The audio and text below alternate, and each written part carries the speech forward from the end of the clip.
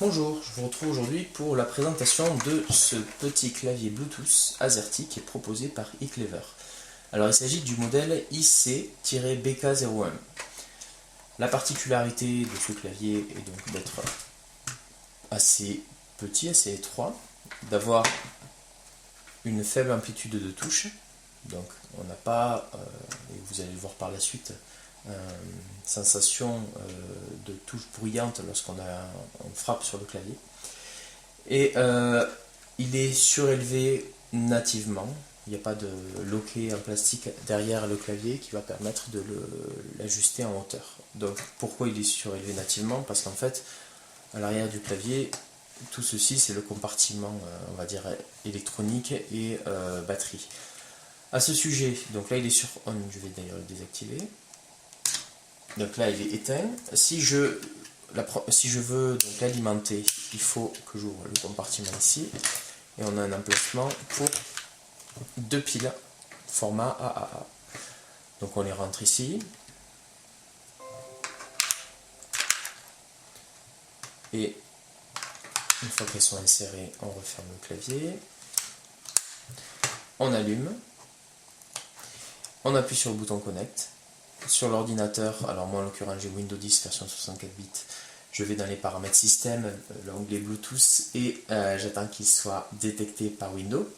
Et après, j'ai plus qu'à cliquer sur jumeler, et le jumelage entre le clavier Bluetooth et l'ordinateur se fait automatiquement en quelques dizaines de secondes. Voilà.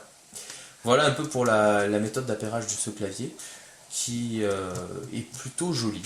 Franchement, il est assez sympa, il a un revêtement typé argent avec finition brillante. Les touches sont blanches et on voit qu'il est doté quand même de pas mal de boutons de raccourci, puisqu'on a tout en haut les touches de F1 à F12 avec des petits signes qui sont d'ailleurs expliqués dans la notice. À ce sujet, la notice est ici et elle est traduite dans différentes langues. On a donc une édition en français à partir de la page 4 qui rappelle premièrement les spécifications du produit. J'ai pas pensé à le dire tout à l'heure, mais on est sur une techno Bluetooth 3.0. Voilà, donc ils ont pris le parti, eClever, de faire un clavier répondant aux spécifications Bluetooth 3.0, alors que nous sommes depuis maintenant 3 ans sur du Bluetooth 4.0. Ça change rien, franchement, on a quand même une gamme d'opérations, c'est-à-dire une portée de 10 mètres maximum autorisée.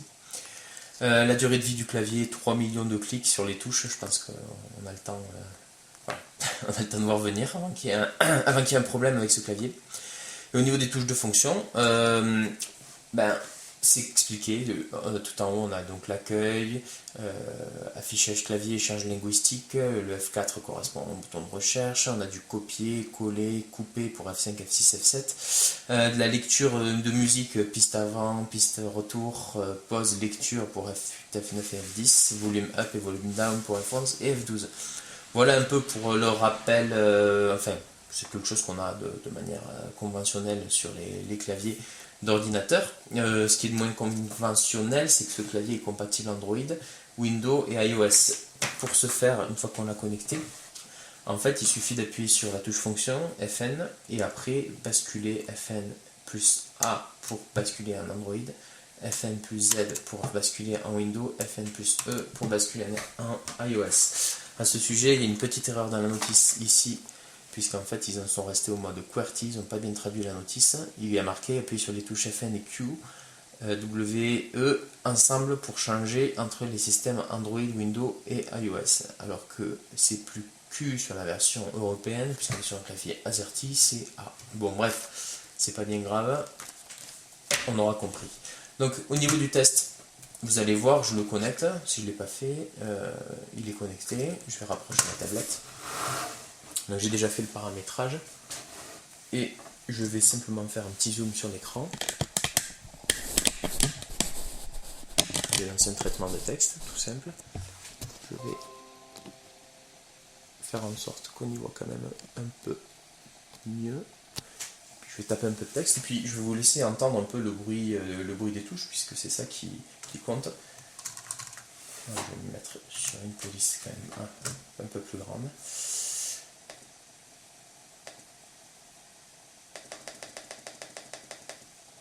Ouais.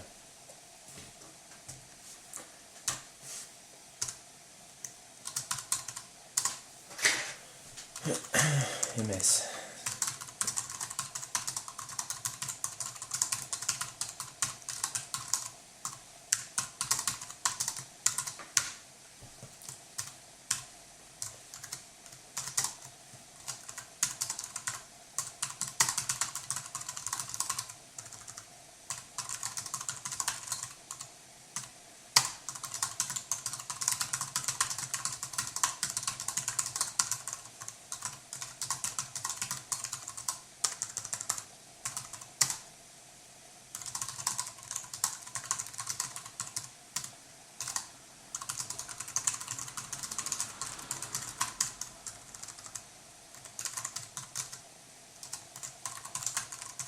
Les piles ne sont pas fournies. Ça, je pense que ça voulait dire.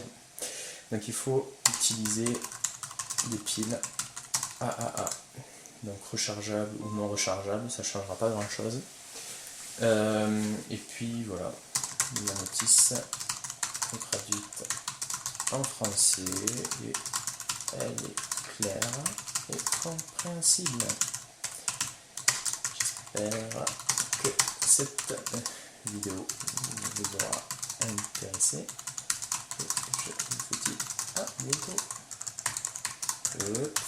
pour un prochain test.